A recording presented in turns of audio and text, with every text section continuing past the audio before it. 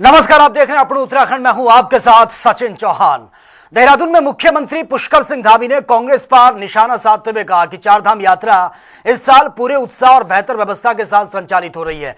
उन्होंने कहा कि बड़ी संख्या में श्रद्धालु चारधाम पहुंच रहे हैं और यात्रा सफलतापूर्वक आगे बढ़ रही है।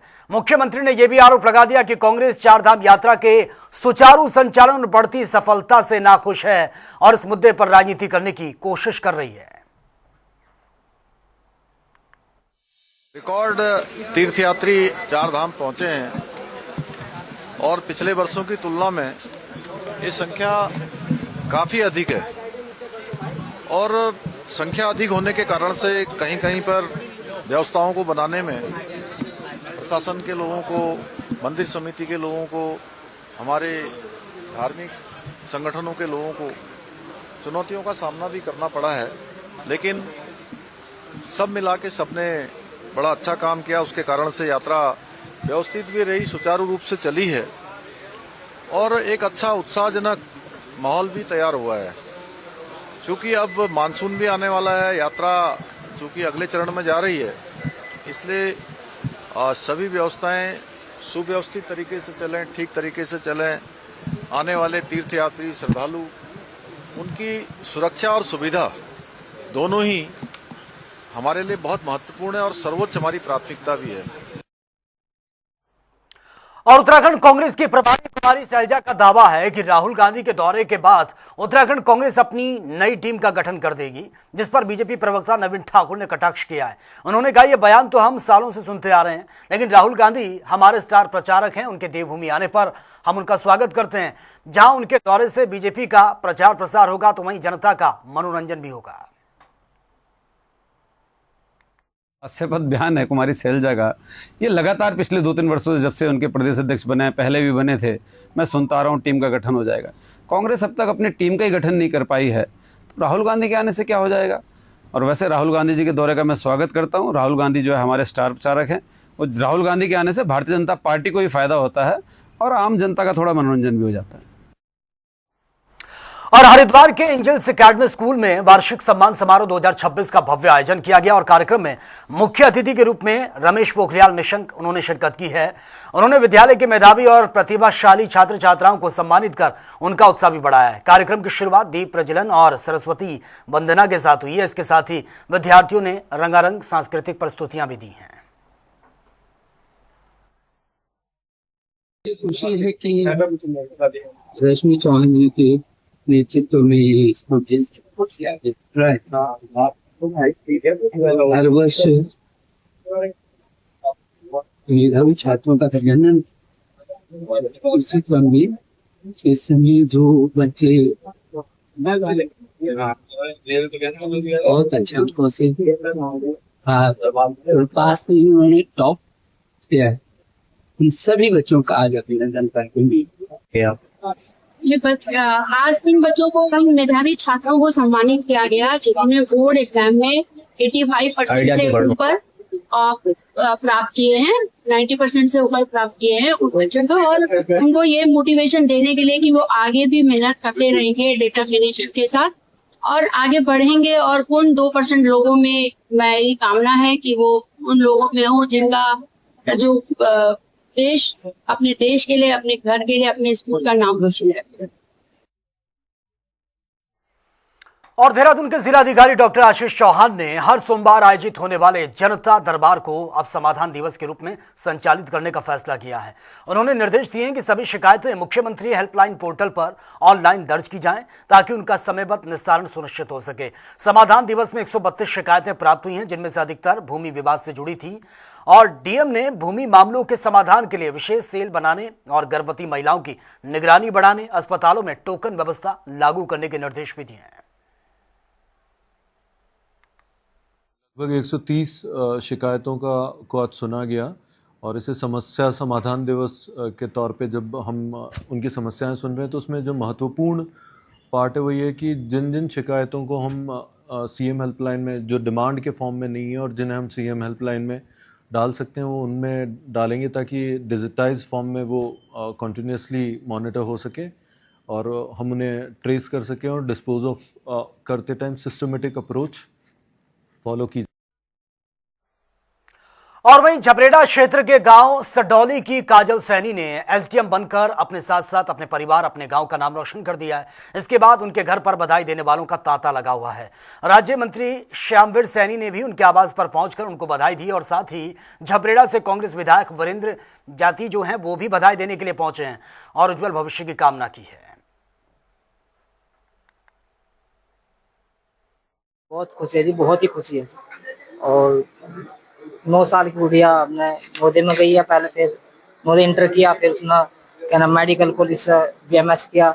उसके बाद 2019 से इस फील्ड में है सहायक समीक्षा अधिकारी पोस्ट पर। बहुत खुशी और आज उससे ज्यादा खुशी है। तो मैंने अपनी शुरुआत 2019 से करी थी सिविल सर्विसेज की तैयारी के लिए, और पहले तो UPSC का सोचा था पर वहाँ सफलता नहीं मिली। फिर मैं स्टेट PCS में आई और स्टेट PCS की जो सबसे प्रेस्टीज जॉब है सर वो SDM ही है, और मैंने इसी को ध्यान में रखते हुए अपनी तैयारी करी थी सर। फाइनली मुझे सक्सेस मिली तो मैं बहुत। चारधाम यात्रा पर जाने वाले श्रद्धालुओं के लिए राहत भरी खबर है। यूकाडा जून के पहले सप्ताह में केदारनाथ हेली सेवाएं बुकिंग का नया स्लॉट खोलने जा रहा है। इसके तहत श्रद्धालु 15 जून के बाद की यात्रा के लिए हेलीकॉप्टर टिकट बुक करा सकेंगे। यूकाडा के CEO डॉक्टर आशीष चौहान ने बताया कि 15 जून तक की सभी जो टिकट्स हैं पहले ही बुक हो चुकी हैं। वर्तमान में तीनों सेक्टर्स में 8 हेलीकॉप्टर्स कंपनियां अपनी सेवाएं दे रही हैं। टिकट वितरण में 90% टिकट ऑनलाइन और 10% टिकट काउंटर के माध्यम से उपलब्ध करवाए जा रहे हैं। अभी तीनों सेक्टर में 8 कंपनीज हमारी काम कर रही हैं और 15 तक हमारे जो अभी के टिकट्स हैं उसके बाद में जो टिकट्स हैं उनमें कितना कैपेसिटी के टिकट्स हैं, ऑनलाइन टिकट कितने किए जाने। अभी वो 90% टिकट्स हम लोगों ने ऑनलाइन किए, 10% टिकट हम विंडोज़ पे दे रहे हैं। तो बाद में चूँकि वेदर कंडीशन अनप्रडिक्टेबल होती है तो सचिव महोदय या माननीय मुख्यमंत्री जी के डायरेक्शन से और वेदर एक्सपर्ट जो होंगे उनके माध्यम से हम पूरी सूचना प्राप्त करने के बाद में बेटर तरीके से उसको हैंडल करेंगे। और हल्द्वानी की बेटी वर्षा जोशी ने उत्तराखंड लोक सेवा आयोग परीक्षा में पूरे प्रदेश में दूसरी रैंक हासिल की है और बड़ी सफलता ये पाई है। वर्षा एक साधारण परिवार से आती हैं। उनके पिता केवलानंद जोशी ITBP में उपनिरीक्षक हैं और माता दीपा जोशी घर संभालती हैं। वर्षा ने अपनी स्कूली शिक्षा हल्द्वानी से और जो उच्च शिक्षा है वो MB-PG कॉलेज से ये पूरी की है। उन्होंने अपनी सफलता का श्रेय परिवार, शिक्षकों और नियमित मेहनत को दिया है। सर थोड़ा खुश हूँ, अभी तो थोड़ा सिंक इन होने में टाइम लग रहा है फीलिंग को कि मतलब प्रिपरेशन करी थी, अचानक कल रिजल्ट आया तो अभी तक थोड़ा सा बिलीव नहीं हो पा रहा है। मैंने रोल नंबर उल्टे भी चेक करे कि मेरा ही है। सो खुशी है, पेरेंट्स प्राउड फील कर रहे हैं क्योंकि वही है कि उन्होंने डॉक्टर की इंडिपेंडेंस को और चॉइसेस को फेवर किया था, तो उसका थोड़ा बहुत वो है कि हाँ ठीक है चॉइसेस अच्छी थी वाला है। और मैं ये कहना चाहूँगा कि मैंने एक बेटी के लिए एक पेरेंट्स के तौर पर रोल अदा किया। जो भी मेहनत की बेटी ने की, जो हर माँ बाप अपने बच्चों के लिए जो है कुछ ना कुछ मेहनत करता है, लेकिन माँ बाप से बढ़ के जो है बच्चा अपनी मेहनत जारी रखता है, उसी में हमें बड़ी खुशी है और बच्चे ने काफ़ी इसमें मेहनत की है। और वहीं राजधानी देहरादून में आगामी मानसून को लेकर जिलाधिकारी डॉक्टर आशीष चौहान ने आपदा प्रबंधन की समीक्षा मीटिंग की है। उन्होंने सभी विभागों को 7 दिन के भीतर माइक्रो प्लान तैयार करने के निर्देश दिए और कहा कि आपदा प्रबंधन केवल कागजों तक सीमित नहीं रहना चाहिए। डीएम ने नगर निकायों को नदी नालों की सफाई कंट्रोल रूम और टास्क फोर्स बनाने के निर्देश दिए हैं। साथ ही स्वास्थ्य, शिक्षा, बिजली, लोक निर्माण विभाग को भी मानसून से पहले सभी जरूरी तैयारियां पूरी करने के निर्देश दे दिए हैं। सारे डिपार्टमेंट्स को, और कल भी मैंने इस पे जो हमारे डिपार्टमेंट से जल संस्थान के या हमारी जो QRT टीम्स बनी हुई हैं उनकी प्रिपेयर्डनेस को परखने की कोशिश की थी कि हमारा टोटल जो वाटर लॉगिंग एरिया है या लो लाइंग एरिया है उनको आइडेंटिफाई करने के बाद टोटल हैबिटेशन कितना है, पॉपुलेशन कितना अफेक्ट होगी, तो उन सारी चीज़ों पे डिटेल्स मैंने प्राप्त करने की कोशिश की। तो अभी मीटिंग में और क्लैरिटी जो मिलेगी अकॉर्डिंगली मेरे डायरेक्शंस कंसर्निंग डिपार्टमेंट्स को दिए जाएंगे। रामनगर नगर पालिका ने रामनगर वन प्रभाग को भवन कर बकाया होने पर नोटिस जारी कर दिया और पालिका ने साल 1991 से 1992 से 2025 और 26 तक का कुल 9,76,138 रुपए भवन कर जमा करने के लिए कह दिया है। नोटिस में तय समय पर भुगतान न होने पर भू राजस्व की तरफ से वसूली की चेतावनी ये दी गई है और नगर पालिका का यह कहना है कि वन विभाग के आवासीय भवनों पर भवन कर लागू होता है। शासन के निर्देश के अनुसार यह वसूली की जा रही है और वहीं वन विभाग ने यह कहा है कि मामले में शासन के नियमों और निर्देशों के अनुसार ही आगे की कार्रवाई की जाएगी। मेरे संज्ञान में अभी आपके द्वारा ही ये प्रकरण बताया गया है कि मैं इसमें अध्ययन कर ऑफिस से पुराने क्या क्या यहाँ पे कार्रवाई हुई है उसको देखकर बता पाऊंगा, क्योंकि जहाँ तक फॉरेस्ट लैंड में भुवनकर का मामला है तो रामनगर परिसर का नहीं, उत्तराखंड में कई बड़े बड़े परिसर हैं। जी, जैसे नगर पालिका एक्ट के अंतर्गत नगर पालिका क्षेत्र अंतर्गत आने वाले भवनों पर भवन कर लगाया जाता है। तो पूर्व में भी इस पे कुछ यह था कि क्या वन विभाग इसके अंतर्गत आएगा या नहीं आएगा, तो हमारे द्वारा इसमें शासन से निर्देश प्राप्त किए गए थे। तो शासन ने इस पे हमें गो अहेड दिया था कि आप इसमें आदेश कर दिया था कि आप वन विभाग से भी हम लोग इसमें अधिकृत हैं इसमें टैक्स लेने के लिए। तो हमारे द्वारा उसका कंप्लीट एक असेसमेंट करते हुए एक 9,76,000 रुपए का संपूर्ण भवन कर का एक डिमांड नोटिस भेजा गया था। और उत्तराखंड में अगले 5 दिनों तक मौसम सक्रिय बना रह सकता है। मौसम विभाग ने पर्वतीय जिलों में हल्की से मध्यम बारिश, गरज चमक और तेज हवाओं की संभावना जताई है। मौसम वैज्ञानिकों की रोहित थपलियाल के अनुसार कुमाऊं के कई इलाकों और फिर गढ़वाल के कुछ क्षेत्रों में बारिश हो सकती है। वहीं 2 से 5 जून तक पर्वतीय जिलों में हल्की से मध्यम बारिश का दौर जारी रहने की संभावना है। इस दौरान कहीं कहीं आकाशीय बिजली और 40 से 50 किलोमीटर प्रति रफ्तार से हवाएं भी चल सकती हैं। मौसम विभाग के मुताबिक उत्तरकाशी, रुद्रप्रयाग, चमोली, पिथौरागढ़ और बागेश्वर में मौसम ज्यादा सक्रिय रह सकता है।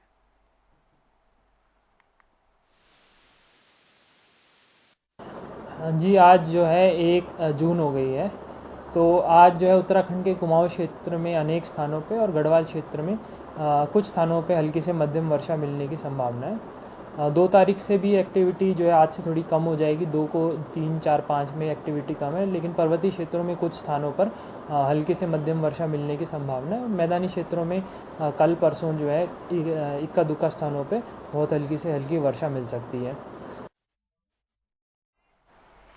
उत्तरकाशी के दयारा बुग्याल ट्रैक मार्ग पर लापता महिला ट्रैकर की तलाश लगातार जारी है। जिलाधिकारी प्रशांत आर्य ने आपदा स्मार्ट कंट्रोल रूम पहुंचकर रेस्क्यू अभियान की समीक्षा की है और अधिकारियों को खोज अभियान में तेजी लाने के निर्देश दिए हैं। उन्होंने दुर्गम क्षेत्र में तलाश को और प्रभावी बनाने के लिए आईटीबीपी और सेना की मदद लेने का भी ये उन्होंने बात कही है। वर्तमान में आपदा क्यूआरटी, एनडीआरएफ, एसडीआरएफ, वन विभाग की टीमें गोई कैंप से रैथल क्षेत्र तक अलग अलग दिशाओं में सर्च ऑपरेशन चला रही हैं और प्रशासन लगातार अभियान पर नजर बनाए हुए है।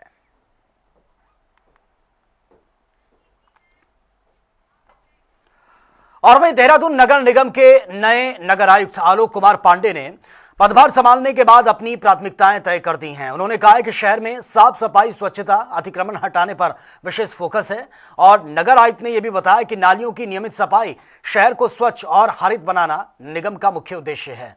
उन्होंने यह भी कहा कि सड़कों, नगर निगम की जमीनों और नदी नालों पर किए गए अतिक्रमण के खिलाफ सख्त कार्रवाई की जाएगी।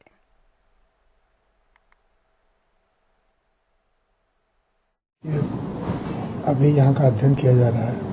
जैसे नगर निगम के लिए, देहरादून नगर के लिए सबसे इम्पॉर्टेंट यही है कि साफ सफाई अच्छा हो, स्वच्छता अच्छी हो, अतिक्रमण जो ज़मीनों पे है नगर निगम के उसको खाली कराया जाए और नाली और नदियाँ इनकी सफाई भी बारिश से पहले ज़रूरी है।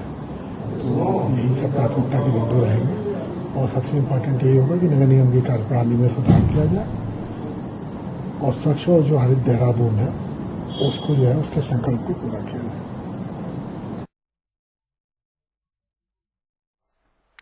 उत्तराखंड में तेज आंधी और भारी बारिश के बीच उधम सिंह नगर के जसपुर क्षेत्र में आकाशीय बिजली गिरने से बड़ा हादसा होते होते टल गया।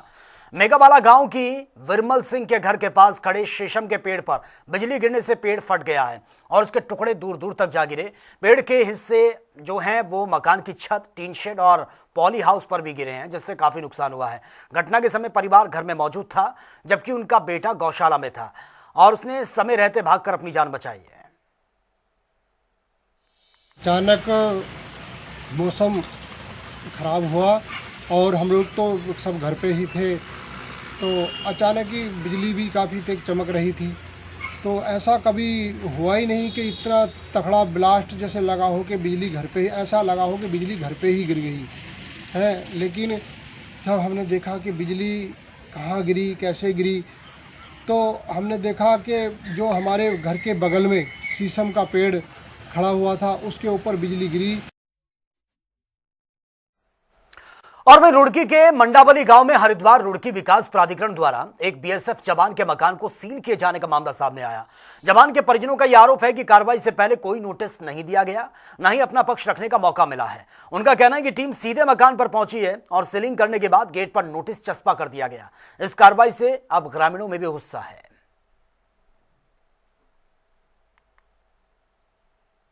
हरिद्वार के लक्सर क्षेत्र के रामपुर राय घाटी गांव में नीलधारा गंगा नदी में कथित अवैध खनन का मामला सामने आया।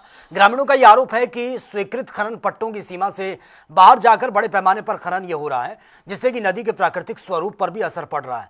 ग्रामीणों ने यह भी कहा है कि खनन सामग्री से लदी ओवरलोडेड ट्रैक्टर ट्रॉलियां दिन रात गाँव की सड़कों पर दौड़ती भी नजर आती हैं। तेज रफ्तार ओवरलोडेड के कारण कभी भी बड़ा हादसा हो सकता है।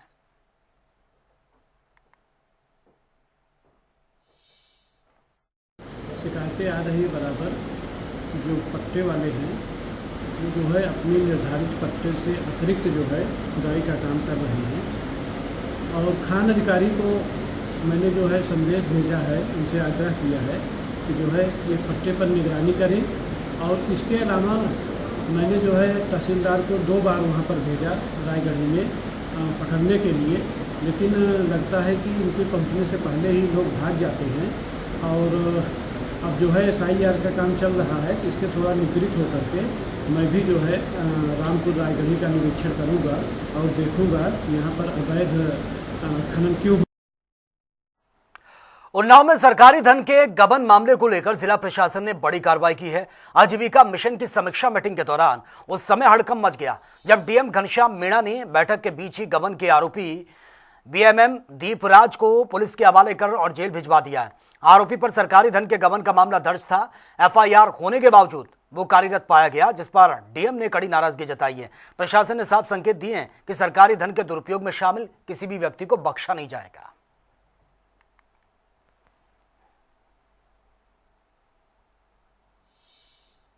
जो पूर्वा में BMM दीपराज तैनात थे, इनकी शिकायत हुई थी कि इनके द्वारा सरकारी धनराशि का गबन किया जा रहा है। इसी क्रम में जो तत्कालीन DM साहब थे, उन्होंने इनकी जांच करवाई थी। जांच के क्रम में ये पाया गया कि इनके द्वारा विभिन्न जो समूह होते हैं उनके फर्जी अकाउंट बनाया गया और उस अकाउंट में इनके द्वारा सरकारी जो खाता है, मूल खाता है, उसमें से फर्जी अकाउंटों में पैसे ट्रांसफर कराया गया और पूरे पैसों का इनके द्वारा बंदरबाट किया गया। लगभग तो फिलहाल इस बुलेटिन में मेरे साथ इतना ही, लेकिन तमाम खबरों के लिए आप बने रहिए जनता टीवी के साथ। नमस्कार।